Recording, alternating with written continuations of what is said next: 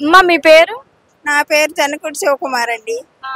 ఈ జనవాణి కార్యక్రమానికి ఏదైనా సమస్యతో వచ్చారమ్మా మీరు? ఆ సమస్యతోనే వచ్చామండి, చెప్పాము, అది సాల్వ్ చేస్తామన్నారు. లోపలికి సార్ గారి దగ్గరికి పంపిస్తామన్నారు.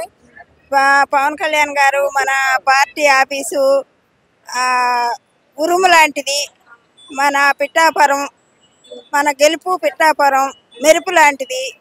మన పవన్ కళ్యాణ్ గారు ఢిల్లీలో మన గెలుపు, ఢిల్లీలో తుఫాను, మోదీ గారి దగ్గర తుఫాను. అసలు ఏం చెప్తావమ్మా, పవన్ కళ్యాణ్ వచ్చినప్పటి నుంచి ఎలా ఉంది? కళ్యాణ్ గారు వచ్చే 5 సంవత్సరాల్లో మళ్ళీ సీఎం అవుతారు, ప్రధాని అయ్యే అవకాశం కూడా ఉంది.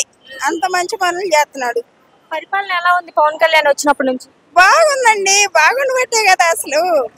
ఇంకా మన రాష్ట్రానికే మంచి రోజులు వచ్చినాయి. శ్రీనివాస్ గారు కూడా చెప్పారు, మనకు మంచి రోజులు వచ్చినాయి అమ్మని శ్రీనివాస్ గారు కూడా చెప్పారు. ఆయన పవన్ కళ్యాణ్ అధికారంలోకి వచ్చినప్పటి నుంచి ఇప్పటి వరకు ఆయన ప్రజలకు అండగా ఉండి ప్రజల సమస్యలు తీరుస్తున్నాడా?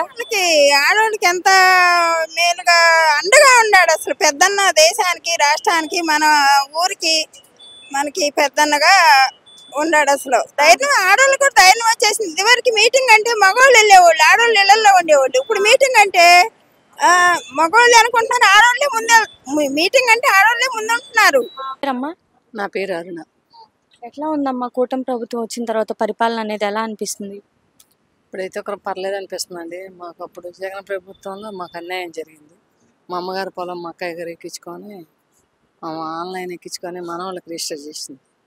6 ఎకరాలు, గతంలో 6 ఎకరాల పొలం పెట్టించుకొని కూడా మాకు ముగ్గురు అక్కడ ఆడపిల్లలం అయితే ఒక ఆమెకి ఎకరన్నర ఇచ్చారు, నాకు 1 ఎకరన్నర ఇచ్చారు. మాకు అందరికి పోను మా అమ్మ డివైడ్ చేసి నాకనే మా అమ్మ 2 ఎకరాల పొలం ఉంచుకుంది.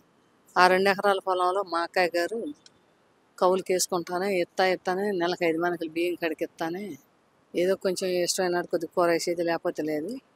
ఇంకా ఆమెని ఇబ్బంది పెట్టేసరికి నా కాడికి వచ్చింది. నా కాడికి వస్తే ఇంకా జగన్ గారు ఉన్న ప్రభుత్వంలో వాళ్ళు చేసి ఆన్లైన్ ఎక్కించి మన వాళ్ళకి రిజిస్టర్ చేసుకుంది. అమ్మ అంటే జగన్ ఉన్నప్పుడు చూసుకుంటే అంటే ల్యాండ్ కబ్జాలు జరిగినాయి అని అంటున్నారు, రౌడీ రాజకీయాలు అంటున్నారు, నిజమే అంటారా? మరి నిజమే అంటారంటే మరి రౌడీ రాజకీయం. మరి ముసలి వాళ్ళకి ఫుడ్ కావాలి కానీ, మరి వాళ్ళ భవిష్యత్తు కావాలిగా. మరి అలా చేసి మరి వాళ్ళ పరిస్థితి ఏంది? అలా తెచ్చుకోలేని ఓపిక. మరి వాళ్ళు ఎలా తెచ్చుకోవాలి, వాళ్ళు ఎట్లా తినాలి? ఇవాళ మరి ఆమె అన్యాయం చేసి ఇలా ఏడుస్తూ ఉంది. ఇలా పరిస్థితి ఏందని నేను ఇలా రావాలని పార్టీ ఆఫీస్కి 3 సార్లు వస్తే పని కాలేదని అందుకని అక్కడికి వాళ్ళ ఇంటికాడికి వస్తే అక్కడ పని కాలేదని ఇక్కడ పార్టీ ఆఫీస్కి వచ్చాను. అమ్మ మరి చంద్రబాబు నాయుడు గారు ఖచ్చితంగా మీ ప్రాబ్లం అనేది సాల్వ్ చేస్తారని మీరు నమ్ముతున్నారా? మేము అట్లా నమ్ముకొననే మేము ఇక్కడికి వచ్చింది. ఇంకా చేస్తాడనే అభిమానంతోనే వచ్చాం. ఎందుకంత నమ్ముతున్నారు మీరు ఖచ్చితంగా చేస్తారు అని? చేస్తారు అని అంటే ఇప్పుడు అతను చేసిన పనికి ఇతను మరి సహకరించాలి కదా. మరి 70 ఏళ్ళు దాటిపోయినాయి. మరి ఆమె పరిస్థితి ఏంది? కనీసం ఒక మెట్టి ఎక్కలేదు, దిగలేదు. ఆమెను ఎవరు సహకరించాలి? ఆమె అనుకుంటే ఎవరైనా చూడగలుగుతారు, ఎవరైనా పెట్టగలుగుతారు. ఆమెది లేకపోతే అసలు లేదులేమని డిటైడ్ అవుతారు. ఆస్తి మరి ఆమె ఆకర్తించుకుంటే ఏం పరిస్థితి ఏంది? రేపొద్దున మన భవిష్యత్తు కూడా అంతే జరిగిద్దిగా. కూటమి వచ్చిన తర్వాత అంటే మొన్న దీపావళి తర్వాత ఉచితంగా 3 గ్యాస్ సిలిండర్లు ఇచ్చారు కదా, ఎలా అనిపిస్తుంది? సంవత్సరానికి 3 సిలిండర్లు అంటే హ్యాపీగా. ఇది మంచి పథకమే అంటారా మరి ఆడవాళ్ళకి?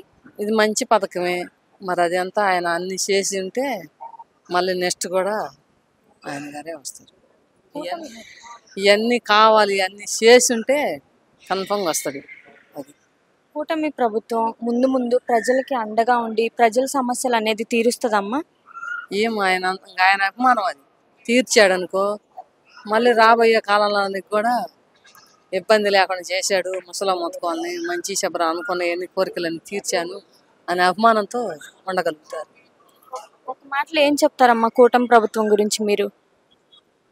కుటుంబ ప్రభుత్వం నుంచి ఇప్పుడు న్యాయం జరిగితేనేగా మనం అన్ని కోరుకునేది. న్యాయం జరగకపోతే ఏం కోరుకోలేంగా. ప్రతి ఒక్క దాంట్లో న్యాయం కనుక చేస్తే కన్ఫర్మ్గా పనులు అవుతాయి.